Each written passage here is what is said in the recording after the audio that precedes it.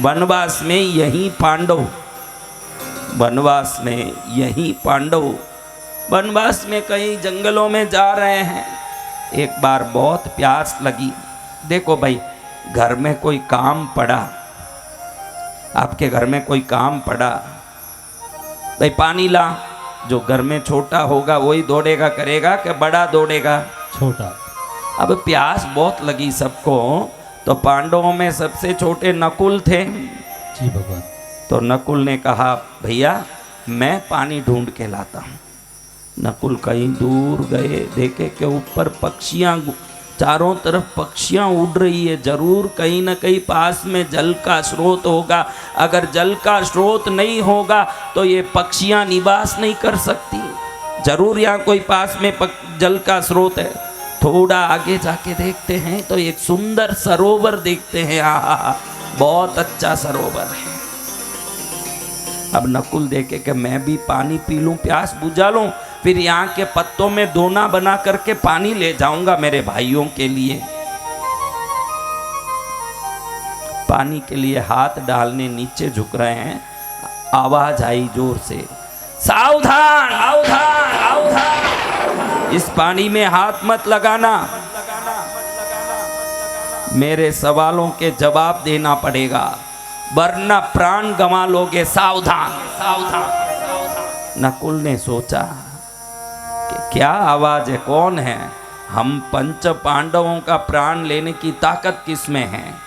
ऐसे मन में घमंड करते हुए पानी में हाथ डाला और जैसे ही पानी को स्पर्श किया प्राण निकल गया नकुल का। क्या निकल गया? वहीं ढेर हो गए। अब सब लोग देखें, चारों भाई के गया हुआ भाई वापस नहीं आ रहा है, कहाँ गया होगा? इतनी देर हो गई। सहदेव कहे, भैया मैं जाके देखता हूँ, क्योंकि नंबर से बारी आएगी ना। बारी कैसे आएगी? नंबर से। जिनके घर में बच्चे काम करते हों, सेवा करते हों और माता पिता आदेश देते हों, वो घर स्वर्ग से कम नहीं। और जिनके माँ बाप वृद्धाश्रम में पड़े हों और घर में लोग मजा ले रहे हों, वो नरक से ज्यादा नहीं। हाँ, वही घर स्वर्ग है जहाँ छोटे घर के कनिष्ठ लोग काम सेवा भक्ति करते हों, ज्येष्ठ लोगों की उपकृति उपचार करके उनकी सेवा करते हों। ये घर स्वर्ग से कम नहीं है। आजकल देखो, बच्चियों को पढ़ाया, बच्चों को पढ़ाया, वो ऑफिसर बन के बैठे रहें, माँ बाप नौकरों की तरह काम करें, ये नौबत इस धरती में पहुँच गई है। सहदेव बोलते हैं, मैं जाके देखूंगा। वही गए, देख रहे हैं कि यहाँ पंछियाँ उड़ रही है, तो जरूर कोई जल सरोवर होगा जहाँ से मछलियाँ पकड़ने के लिए ये पंछियाँ उड़ रही है, तो जरूर कहीं ना कहीं जल का स्रोत होगा। जैसे ही वो पहुँचे, आवाज आया, सावधान सावधान, पानी मत पीना। अब मेरे सवालों का जवाब दिए बगैर पानी में हाथ लगाओगे प्राण गंवा लोगे। अरे तुम्हारे आवाज से डर जाएंगे। पानी में हाथ डाला और प्राण निकल गया, वहीं ढेर हो गए। अब नंबर आया अर्जुन का, वो भी गए, वही आवाज आया, ये भी हाथ डाले और प्राण निकल गया। अब भीम का नंबर आया। किन का नंबर? भीम का। अब भीम भी जाएं और हाथ डालें और ओम शांति। अब युधिष्ठिर जा रहे हैं। युधिष्ठिर जैसे ही पहुंचते जोर से आकाशवाणी हुई, सावधान, मैं इस सरोवर का रक्षक यक्ष बोल रहा हूं। तुम्हारे 4 भाई ढेर हो गए हैं। अगर मेरे प्रश्नों का जवाब नहीं दोगे तो तुम भी प्राण गंवाओगे। सावधान सावधान। युधिष्ठिर ने हाथ जोड़ के बोला, अगर ये सरोवर आपके अधीन है तो आपकी हर बात को मानना हमारा धर्म है, क्योंकि मैं प्यासा आदमी, बहुत ही प्यास से पीड़ित हूँ, मुझे जल की बहुत ज़रूरत है। तो ये जल की आवश्यकता को पूर्ति करने के लिए मैं आपकी बात मानूंगा। मुझे प्रश्न से आप कोई भी सवाल कर सकते हैं।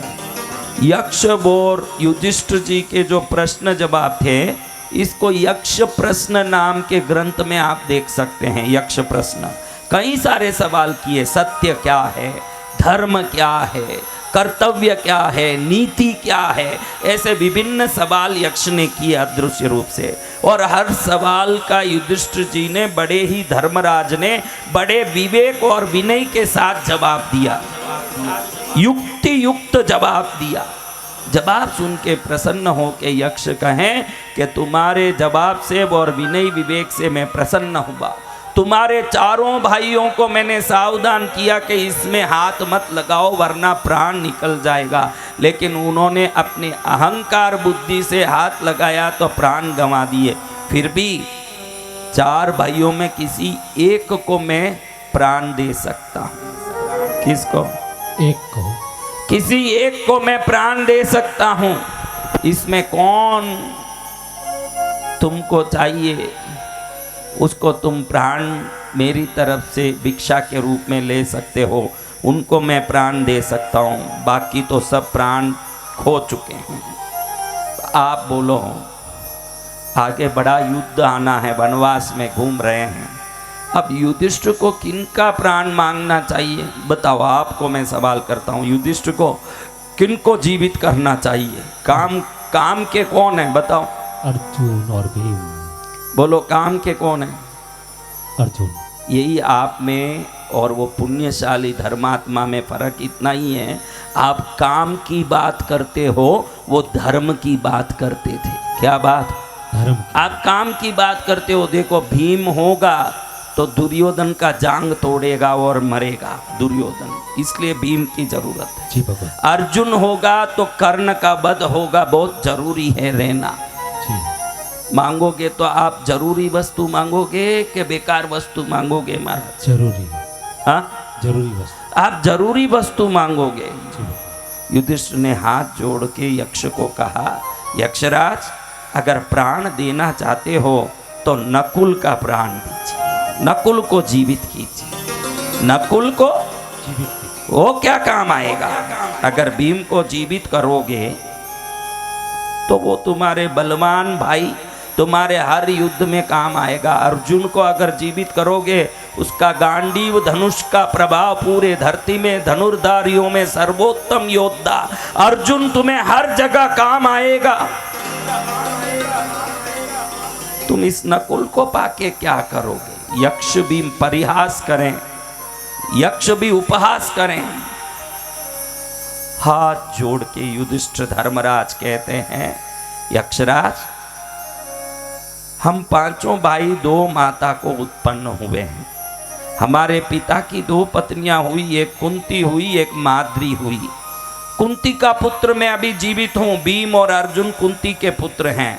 और मेरी माँ और एक भी है माद्री, उसका भी नाम लेने एक पुत्र होना चाहिए ना। मुझे कौन फायदा करेगा मैं ये नहीं देख रहा हूँ, मेरे पिता का वंश और धर्म कैसे बचेगा ये मैं देख रहा हूँ। मुझे मेरी माँ माद्री का भी एक पुत्र जीवित चाहिए। मुझे जीवित पुत्रों में मेरी दूसरी माँ का एक पुत्र हो जाए, एक माँ का मैं भी पुत्र हूँ। यक्ष कहता है, जो धर्म का फायदा देखता है उसको सदा फायदा होता है, जो धर्म की रक्षा करता है सदा उनकी रक्षा होता है। तेरे इस बात से मैं प्रसन्न हुआ, मैं तेरे 4 भाइयों को जीवित करूंगा। मैं तेरे 4 भाइयों को जीवित करूंगा, क्योंकि तुमने अपने धर्म के पद से च्युत नहीं होते हुए अपनी इच्छा प्रकट की। तो ये जो धर्म के पथ पर चलते हैं उनके जीवन में कभी हानि नहीं हो सकती, कभी हानि नहीं हो। हाँ, धर्मो रक्षति रक्षिता, धर्म की जो रक्षा करते हैं धर्म उनकी रक्षा करते हैं, रक्षा करता है। तो महाराज ऐसे देखो युधिष्ठिर जी अर्जुन को, भीम को, आप आज के तारीख में सामने कोई जाए उसी को देख के हंसते हो जिससे कोई मतलब हो। और जिससे पहले बहुत सारे हमारे ऊपर उपकार हों, लेकिन आज वो किसी काम का नहीं हो, तो अब उसको देख के खुश होने की भी हमारे मन में भाव नहीं होता। अरे क्या करना, बहुत था, अब वही गरीब हो गया, पहले बहुत किया होगा, अब उससे क्या लेना देना हमको, सब जमाना गया। अभी तो जिससे मतलब है उसका हाथ पकड़ो। होता है कि नहीं महाराज? जी भगवान। बोलिए। हाँ, तो आपको मैं निवेदन करता हूँ, दुनिया के चाल से मत चलिए। ये गंगा ने, हम पास में ही गंगा तट पर बैठ करके ये कथा हिमालय के इस पावन प्रांगण में सुन रहे हैं। आप ही बताइए, ये गंगा ने अपना रास्ता बनाया है कि आपने कोई गंगा का रास्ता बनाया? अपना रास्ता। हाँ, गंगा ने अपना रास्ता। गंगा ने अपना रास्ता बनाया। तो ध्यान रखिए, वो जो रास्ता गंगा चल रही है ना, ये धर्म का रास्ता है।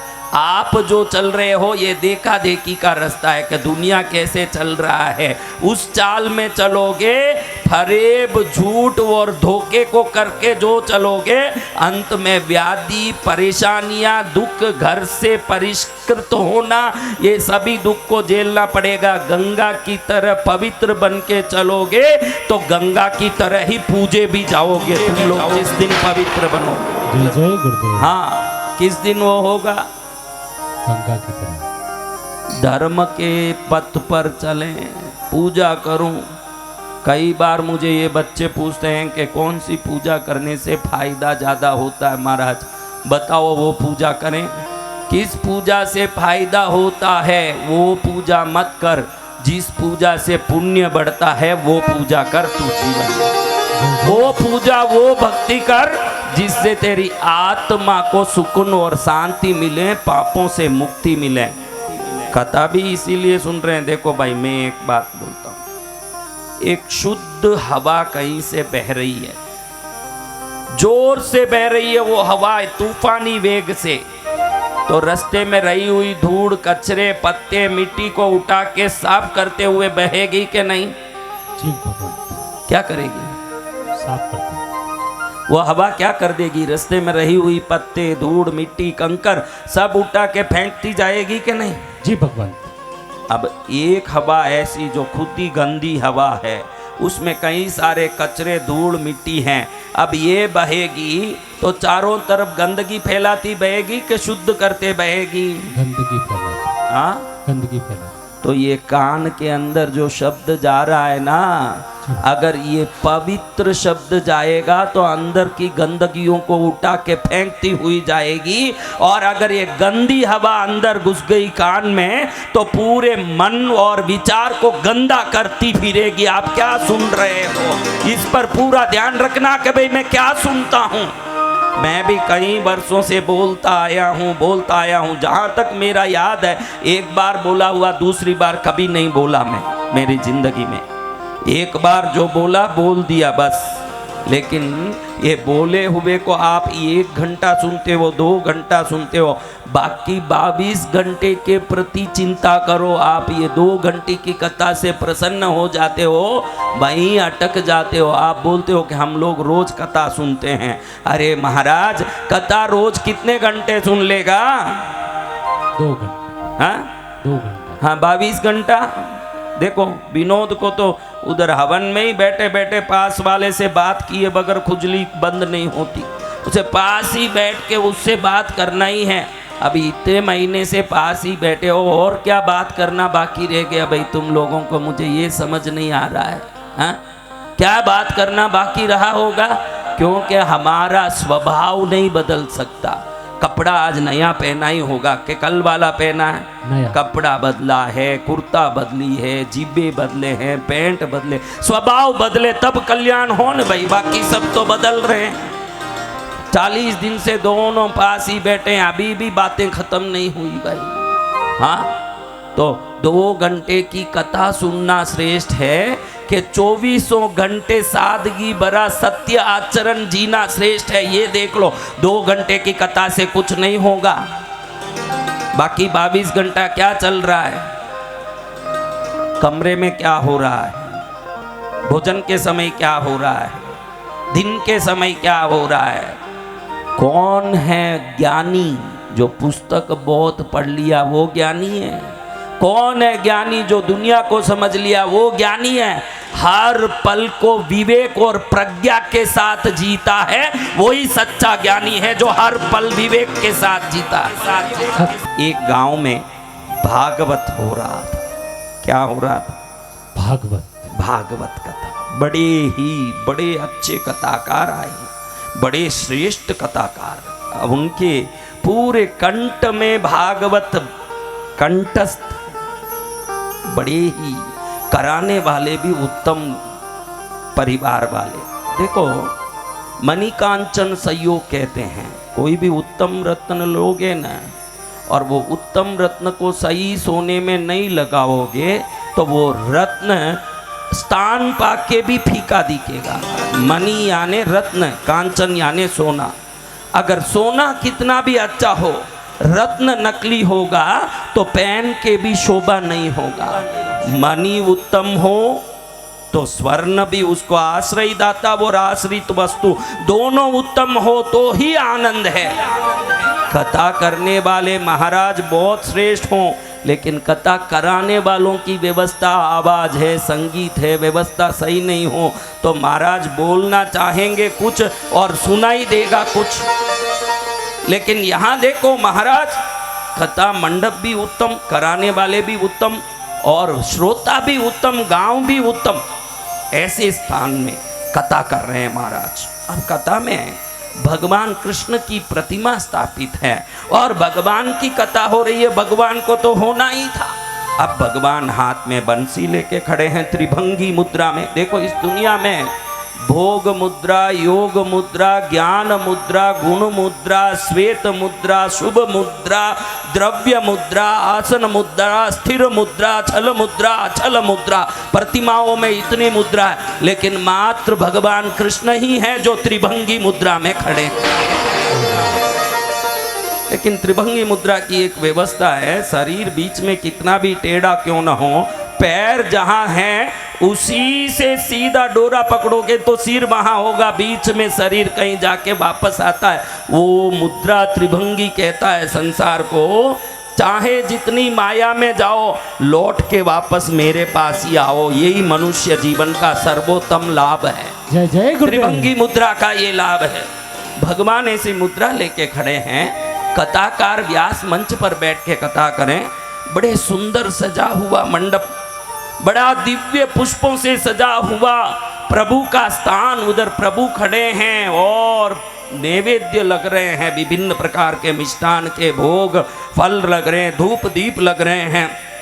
पंडित जी भी लोगों के अंदर प्रेरणा मिल सके वैसे उत्कृष्ट उदाहरणों से सर्वोत्तम कथा कर रहे हैं। ध्यान रखना, मैंने कहा ना आपको कि एक हवा अगर शुद्ध बह रहा है जोर से तो अशुद्धियों को निकाल देगा और एक अशुद्ध हवा वातावरण को अशुद्ध कर देगा। क्या सुन रहे हो इस पर सदा ध्यान रखना और क्या बोल रहे हो इस पर ध्यान रखना। सुनना बोलना अगर सही हो गया तो मन अपने आप ही सही हो जाएगा। मन तभी नाचता है जब वाणी अशुद्ध होती है न श्रवण अशुद्ध होता है।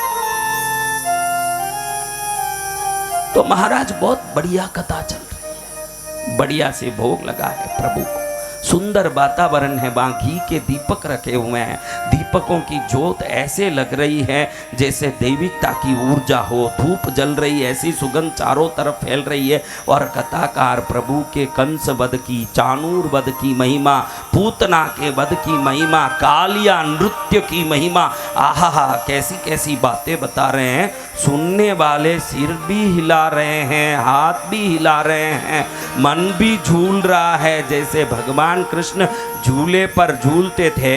उनकी कथाओं को सुन के भक्त झूम रहे हैं। ऐसी कथा, ऐसी अद्भुत कथा सुना रहे हैं, प्रभु की महिमा सुना रहे हैं।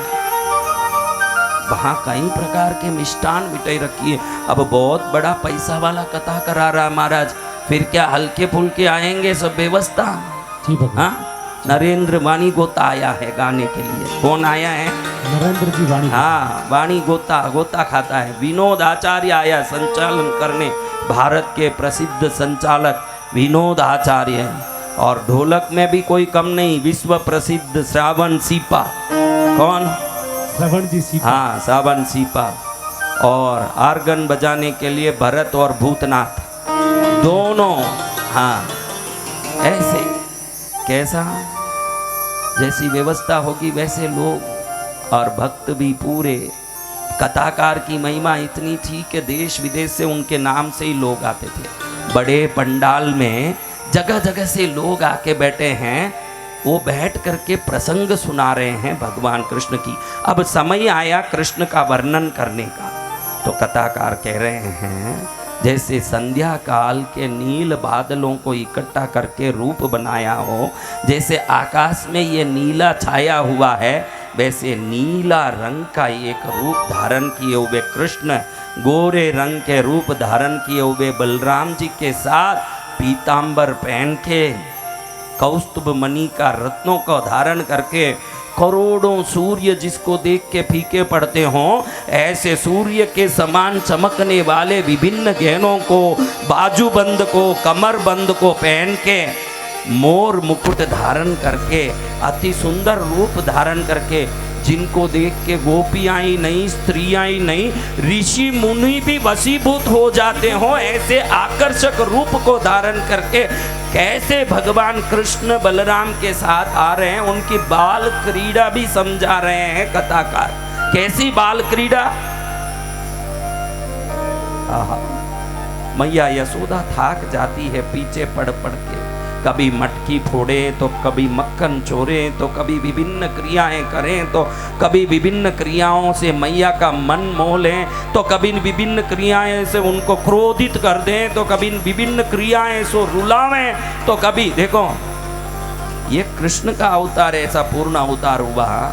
किसी भी अवतार में नवरस आप देख सकते हो उन अवतारों में, लेकिन अपनी माँ को हंसाया, रुलाया, क्रोधित किया, दुखी किया, प्रेमित किया, मोहित किया, वशीभूत किया, आकर्षित किया, भीभत्स किया, अगर ऐसे हर क्रिया से सामने वाले तक असर पहुंचाया तो ये कृष्ण का अवतार है। इस प्रकार का जय श्री कृष्ण। सामने वाले को मोहित करके उनको नचाया ये अवतार।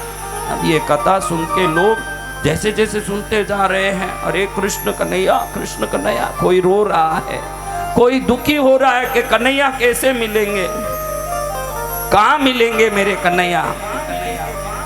इतने में इसी मंडप में एक चोर आ रहा है प्रवेश करके, देखा कि पैसे वालों का कार्यक्रम चल रहा है, तो जरूर कोई गहना गांटा पहन के बहनें बैठी होगी, महिलाएं बैठी होगी, कुछ तो माल हाथ लग जाएगा, कुछ तो फायदा होगा।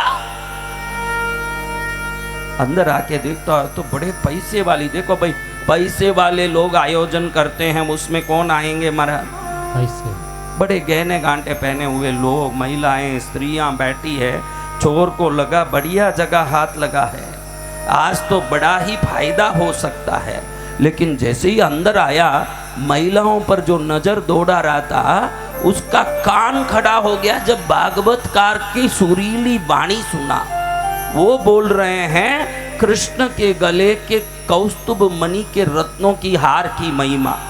जब वो सुन रहा है कि कोटि सूर्य समान तेजस्वी कौस्तुभ मणि और उसको पहने हुए कृष्ण का दिव्य वक्षस्थल और उनकी आजानु बाहु, उनका शरीर, ये सुनते सुनते उसको लगा कि ये बाजूबंद, ये कौस्तुभ मणि, ये रत्नों का मुकुट, ये शरीर के गहने मुझे मिल जाएं तो दुनिया का सबसे बड़ा धनवान मैं बनूंगा। अब सुनते सुनते उसको लगे कि अरे बलराम जी भी इतने गहने पहने और कृष्ण जी भी इतने गहने पहने, और ये तो छोटे हैं बहुत, इनको ठग के गहना लेने में कितनी देर लगेगा, बहुत आसानी है, और ये तो लेना चाहिए। इन महिलाओं को इतनी भीड़ में अगर हाथ डालूंगा कहीं तो चिल्लाएगी तो सब मुझे पकड़ लेंगे। ये तो कथाकार बता रहे हैं कि जंगल में घूम रहे हैं, गाय चराते, वहां कौन रहेगा, वहां जाके चुरा लूंगा सब गहना, फायदे में रहूंगा। चोर शाम तक बैठा रहा। जब शाम हुई, कथाकार अपनी कथा पूरा करके गए, वो जा गए उनके पीछे पीछे पीछे पीछे पीछे पीछे जाए जब कथाकार भोजन वोजन करके निवृत्त हुए, गांव वालों ने प्रणाम करके उनसे छुट्टी ली, वो थोड़े से विश्राम के लिए आराम करने लगे, ये अंदर घुस गया। अंदर घुस के चक्कू निकाल के दिखाते हुए, उठिए उठिए। अब ये नई स्वागत पहली बार कथाकार को मिली, आज तक तो मालाएं मिली, मिठाई मिली, बहुत स्वागत मिली, ये चाकू वाली स्वागत पहली बार मिली। उठ के बैठ गए एकदम के भाई पसीना आने लगा। क्या भाई क्या बात है? आप जो दो लड़कों की बात कर रहे थे ना, वो काला लड़का और गोरे लड़का, वो कहाँ रहते हैं? वो लड़के का एड्रेस बताओ। वो समझ गए कि ये कोई आया है, आइटम बन के आया है, ये कुछ पूछ रहा है। अभी किसको बताऊं भाई? जो वैकुंठ में गोलोक में बैठे हैं उनका एड्रेस यहाँ कहाँ बताऊं? ठीक है भाई, इससे पिंड तो छूटना है। देखो भाई, दूर देखो वो पहाड़ दिख रहा ना, वो पहाड़ के आगे जाओगे तो बड़ा सा वट वृक्ष दिखेगा। वो वट वृक्ष के नीचे तुम बैठोगे, इंतजार करोगे, तो वो सुबह में गाय चराने वहीं आते हैं और वहीं गाय चराते हैं, आसपास में छाया में बैठे रहते हैं, बंसी बजाते हैं और वहीं चारों तरफ घूमते हैं, वहीं वट वृक्ष के नीचे बैठे रहते हैं और चारों तरफ उनका काम गायों को चराने की व्यवस्था सब चलता रहता है। तुम उधर जाओ। क्या वो रोज वो गहने पहन के आते हैं कि कभी कभार पहनते हैं? अरे वो तो हर दम नई नित्य गहने पहनते हैं, एक बार जो पहना वापस नहीं पहनते हैं। फिर तो मुझे लेना बहुत आसान रहेगा भाई, कल दूसरा तो पहनने वाले ही हैं। तो वो गहने कितने के होंगे पंडित जी? अरे गहने, वो गहने धरती पूरा बेच दोगे तो भी वो गहना खरीद नहीं पाओगे, वो गहने बहुत भारी हैं। अच्छा ऐसे गहने हैं? फिर तो मुझे घड़ी घड़ी अब चोरी करनी नहीं पड़ेगी भाई, मैं भी थोड़ा बूढ़ा हो रहा हूँ, निवृत्त हो जाऊंगा, ये गहने ले लूंगा, बस अब काम खत्म, हमारा भी रिटायरमेंट का टाइम आ रहा है, हम बड़ा ही हाथ डालेंगे, फिर शांति से रहेंगे। पक्का आएंगे तो सही ना? पक्का आते हैं। जो बराबर उनको ढूंढ लें, जो बराबर उनके लिए तपास लगाएं, उनको वो मिलके ही रहते हैं, ये गारंटी है। अगर पंडित जी ये मिले नहीं तो फिर आपका खैर नहीं है, देख लेना वापस आके। पंडित जी बोले मिलेंगे मिलेंगे, जाओ जाओ मिलेंगे। अब वो जैसे ही चोर बाहर निकला, पंडित जी सोचे है वो कहाँ से मिले कृष्ण? बड़े बड़े तपस्वी ऋषि मुनियों की अनंत साधना के बाद भी दर्शन नहीं होते हैं, क्या ये चोर को मिलेंगे? कोई मिलने का बात नहीं है, तो पागल आत्मा जाने दो, जब तक ये वापस आवे ना, जब तक यहाँ मेरी कथा पूरी हो चुकी होगी, अगले गांव की ओर प्रस्थान करना है अपने को, तो जगह खाली करना, या आप ज़्यादा दिन रहना ठीक बात नहीं है। पंडित जी वहाँ से निवृत्त हो करके सो गए थोड़ी देर में। अब चोर को रात भर नींद नहीं आया, सोचा कि रात में सो जाऊं और सुबह उठ के जाऊंगा पहाड़ की तरफ। फिर मन में सोचा इतना गहना, इतना भारी चीज और नींद लोगे? नींद लेना आलस्यों का काम है, जिसको कुछ पाना होगा वो नींद भूख सब त्यागेगा, सब पाएगा। उठ रे उठ, खुद के मन को खुद ही जगा के रात में ही चलने लगा। चांदनी रात, चलते चलते रात में इतना थका, लेकिन थकते थकते पहुंच गया। पहले ही नाम पूछ लिया था कथाकार को कि इन दोनों का नाम क्या है, इसमें कौन जल्दी भोला है वश में होगा। कथाकार ने बता दिया कृष्ण बड़ा भोला है, वो तुम्हारे हाथ लग जाएगा। तो रास्ते भर में रटते जाएं कृष्ण कृष्ण कृष्ण। अब सुबह जाएं तो वो पहाड़ आ गया। अब ऐसा पहाड़ देखो तो पहाड़ की चोर नहीं दिख रही, जैसा हम हिमालय में बैठे हैं। पहाड़ को पर्वतराज हिमालय क्यों कहते हैं भाई? पर्वतराज हिमालय, पूरी धरती कहीं घूम लो, ये जो पहाड़ यहाँ उत्तरांचल उत्तराखंड में हिमालय में देख रहे हो, इतनी ऊंची पहाड़ कहीं नहीं हो सकती, राजाओं की तरह ऊंचे हैं, इसीलिए पर्वतराज। अब पंडित जी को छोड़ के जो चोर आया है, उधर बैठे बैठे देखे कि यहाँ तो कोई सुबह हो गई, 8 बजने आई, कोई ग्वाला नहीं दिख रहा है, कोई आदमी नहीं दिख रहा है, कहीं दूर दूर तक कोई शोरगुल नहीं दिख रहा है। पंडित जी ने कहीं झूठ तो नहीं बोला? देखा तो वो वट वृक्ष, जैसे ही पंडित जी ने ऐसे ही हाँका था चुपके ऐसे ही कि बड़ा वट वृक्ष मिलेगा। अभी जंगल में वट वृक्ष मिलना कौन सा बड़ा काम है भाई? कोई ना कोई वट वृक्ष तो पर्वत के तले होगा ही। एक बड़ा वट वृक्ष मिल गया। हाँ हाँ, पंडित जी ने जो वट वृक्ष बोला मिल गया, वो वट वृक्ष मिल गया। अब तो सब काम हो जाएगा। वहां जाके बैठे, रात भर चला हुआ। और कथा सुना न, तब से गहनों का भूत ऐसे लगा था कि न पानी पिया न एक भोजन का कौवा मुंह में डाला, प्यासा तड़पा हुआ बैठा है। अब एक ही धुन लगा रहा, कृष्ण आ जाओ गहना चाहिए, कृष्ण आ जाओ गहना चाहिए। अब सुबह बैठा हुआ, पल बीते, क्षण बीते, परिणाम बीते, घंटा बीते, दिन बीते, रात हो गया, ना कोई आए ना कोई आने वाला है। आप ही बोलो कोई आएगा नहीं, लेकिन इसमें धुन लगा। फिर ऐसा थक गया, कृष्ण आ जाओ गहना चाहिए, कृष्ण आ जाओ गहना चाहिए। फिर इतना थका, प्यास लगने लगी, पास में दूर दूर तक कहीं पानी का ठोर ठिकाना नहीं दिखा, गला सूख रहा है। तो फिर बोलने लगा, कृष्ण आ जाओ गहना, कृष्ण आ जाओ गहना। फिर गहना भी उठ गया धीरे धीरे, गला बहुत थक गया, कृष्ण आ जाओ, कृष्ण आ जाओ, कृष्ण आ जाओ करने लगा। 7 दिन निकल गए, चोर ने अपनी जिद्दी नहीं छोड़ी। 7 दिन तक वहीं प्यासा, वहीं भूखा, वहीं ऐसे ही बैठा है। अब मुंह में एक ही शब्द निकल रहा है, कृष्ण कृष्ण। आ जाओ भी गया, गहना भी गया, चाहिए भी गया, और 7 दिन से भूखा बैठा है, एक ही धुन लगा। अब तो जिद्दी आ गई, गहना मिले ना मिले, वो ऐसा कौन सा छोकरा है जो मेरे आने से छुप के बैठा है, उसको तो मैं देख के ही रहूंगा। 7वें दिन पूरा हुआ, 8वें दिन सुबह ऐसे थक के चूर पड़ा है। देखो 7 दिन से किसी ने पानी नहीं पिया हो, नींद नहीं लिया हो, खाया नहीं हो, पागल हो जाएगा कि नहीं। अब ये उन्मस्त अवस्था में मुंह बंद नहीं हो रहा, एकदम ढीला पड़ गया। कृष्ण कृष्ण कृष्ण कृष्ण कृष्ण कृष्ण कृष्ण कृष्ण, ऐसे धुन मन में चल रहा है। थोड़ी देर में देखता है कि कोई गायों की आवाज आ रही है। 8वें दिन सुबह, गायें आ गया कृष्ण आ गया।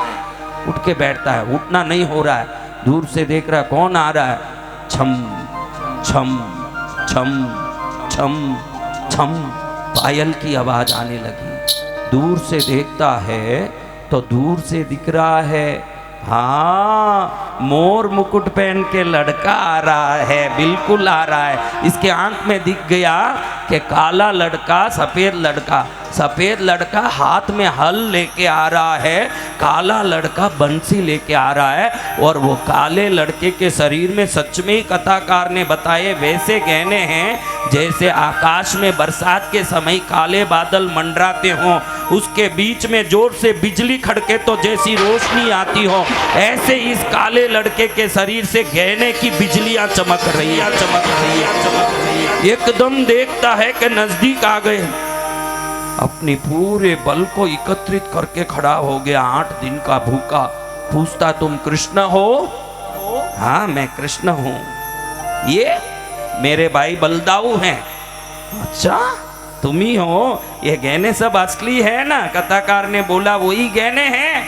अरे वही गहने हैं, तुम्हारे जो कथाकार ने कहा यही गहने हरदम नए नित्य नए हम पहनते हैं, यही गहने हैं। इतनी दूर मैं तेरे लिए ही आया हूँ। वैसे हम यहाँ गाय नहीं चराते, लेकिन तू 8 दिन से यहाँ भूखा भूखा कृष्ण कृष्ण कृष्ण कृष्ण कर रहा है तो मुझे आना ही पड़ा, तेरे लिए ही आया हूँ। तो ये गहने मुझे दे दोगे? अरे तेरे लिए तो मैं कुछ भी दे दूंगा। तूने इतने प्यार से मेरे को कृष्ण कृष्ण बोला, इतने प्यार से तो भगत भी नहीं बोलते। तुझे गहना चाहिए ना, मैं दे देता हूँ तेरे को गहना। अब कृष्ण ने अपना पीतांबर उठाया, दुपट्टा, और उठा करके कौस्तुभ मणि, बाजू बंद, कमर बंद, पैर के सोने के पायल सब खोल के उसमें डाल दिए। बस से और कुछ चाहिए? अरे बहुत हो गए, इतने अगर मैं ले जाके बेचूंगा ना, मेरे नहीं मेरे 10 पीढ़ी तिर जाएगी। बहुत हो गई, बहुत हो गई। जैसे ही वो पीतांबर का गांठ लेने के लिए कृष्ण को स्पर्श किया, चोर को ऐसे लगा कोई करंट मार रहा जोर से। जैसे ही करंट घुसा अंदर से आत्मा शुद्ध और पवित्र हो गया। चोर बोलता है कि गहना नहीं, ये गहना रख लो, गांठ मेरे में तुमने क्या डाला माया? अब मुझे गहना लेने से मन इतराज क्यों कर रहा है? मुझे कृष्ण चाहिए, मुझे गहना नहीं चाहिए।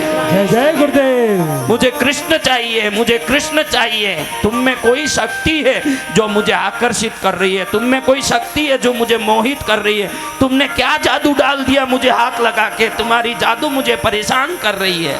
कृष्ण बोल रहे मैं तुम्हारे साथ ही हूं, तुम गहना तो लेके ही जाओ। तो फिर तुम कब मिलोगे? अब मुझे तो तुम्हारे मिलन का तरस बढ़ गया है, मुझे गहने का तरस नहीं रहा। तुम कब मिलोगे? अरे तुम जब भी यहाँ आओगे कृष्ण बोलोगे उसी समय में हाजिर रहूंगा। सच? तो प्रतिज्ञा करो कि जब भी मैं यहाँ आऊंगा कृष्ण बोलूंगा तुम दर्शन दोगे। मेरी प्रतिज्ञा है, तुम जब भी आओगे कृष्ण बोलोगे मैं तुमको मिलूंगा जरूर। अच्छा ऐसा है, फिर तो ठीक है। चोर गहने का गांठ लेने की इच्छा नहीं, लेकिन कृष्ण प्रेम से दे रहे हैं, ले जा, मेरे स्मरण के लिए, मेरी यादाश्ती में ले जा भाई, ले जा। अब चोर को कृष्ण चाहिए। क्या चाहिए? कृष्ण। इसलिए ध्यान रखना, हम जब पूजा पाठ करते हैं ना तो हमारे पंडित जी को, धर्म गुरुओं को, सबको मालूम होता है कि ये संसारिक कामना से ही पूजा पाठ कर रहा है, लेकिन उनको ये भी मालूम है जिस दिन कृष्ण का स्पर्श होगा ये कामना छोड़ के कृष्ण मांगना शुरू करेगा। इसलिए इसको ये पूजा में लगा के रखो, इस भक्ति में लगा के रखो। कभी न कभी ये वस्तु छोड़ के वस्तु को बनाने वाले को मांगने की कोशिश करेगा जरूर। जय गुरुदेव। कहाँ जाएगा ये? अब चोर चले गया गांव में, भागवतकार के पास दौड़ा, आंख में आंसू बहाते हुए कहे कि तुमने जो कथा कही सही नहीं कही, तुमने जो वर्णन किया ना उससे करोड़ गुना ज्यादा मोहित माया वाला है ये। तो इसने हाथ लगाया नहीं, इसकी माया मेरे शरीर में घुस गई। अब मेरा पूरा रोम रोम कृष्ण कृष्ण करता है महाराज। अब मुझे क्या तुमने पागल बना दिया? ये क्या कथा करने गाँव गाँव जाते हो? तुम कथा सुना के लोगों को धर्मात्मा करते हो कि पागल करते हो? अब मुझे पागल बना दिया, मैं कैसे जीऊंगा कृष्ण के बगैर? अब कथाकार सोचे कि ये मूर्ख क्या बक रहा है, क्या बक बक कर रहा है, इसको कौन से कृष्ण मिलने वाले? अरे मुझे कृष्ण मिले हैं, बलराम जी मिले हैं। देखो ये गहना दिया मेरे को। पीतांबर को हाथ लगाते ही भागवतकार को लगे कि अरे ऐसा पीतांबर, ऐसा वस्त्र तो धरती में कहीं हो ही नहीं सकता। ये वस्त्र मनुष्यों के सिले बुने हुए हो ही नहीं सकते, ऐसे वस्त्र कैसे आ गया? पीतांबर का गांठ खोले तो अंदर भागवतकार का आंख अंधा हो जाए ऐसी कौस्तुभ मणि और रत्नों के गहने चमक रहे हैं। देखते ही समझ आ गया कि ये धरती के बने हुए गहने नहीं हो सकते, ये गोलोक से ही आए हुए गहने हो सकते हैं। जय श्री कृष्ण। कहाँ के गहने? गोलोक के। तो देख के पूछे, अरे तूने सच में ये गहने लिए? कहाँ से लिए पागल? कहाँ? मुझे भी ले जा। अरे मैंने तो उनसे वचन ले लिया, मैं जब बोलूंगा तब आएंगे, तुमको भी देखना, चलो मेरे साथ। अब ये हो बाबा, ये तो कृष्ण का पीतांबर गहना लेके आ गया और मैं पूरा जीवन बैठ के राम कृष्ण मंच पर रटा रहा, खाली प्रतिमा को देखते रहा और ये चोर कृष्ण को पकड़ लिया। चल मेरे साथ चलना। भागवतकार साथ में जाएं। भागवतकार का श्वास फूल रहा है, चोर को तो मस्ती आ रही है। अब तो कृष्ण कृष्ण करूंगा। चोरी बहुत की, लेकिन मेरे से बड़ा चोर है जो मुझे ही चोर लिया है। अब वो ऐसा चोर मिला जो, मैं तो कहीं चोरी की दुनिया में, लेकिन ऐसा चोर मिला जो मुझे चोरी कर लिया। अब उसको देखे बगैर मेरा मन कैसे टिके महाराज? मुझे तो उसको ही देखना है। अब चलते चलते जाएं दोनों जाएं। वहां जाके खड़ा हुआ, प्रतिज्ञा ली हुई है कि कृष्ण बोलूं तो आना। वट वृक्ष के नीचे खड़े होके बोल रहे हैं कृष्ण।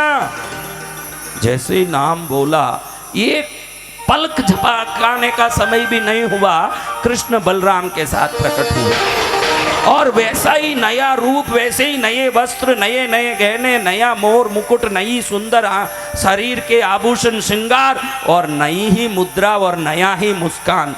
हर क्षण उनका रूप अलग, अवतार अलग, उनकी भंगिमा अलग, भाव अलग।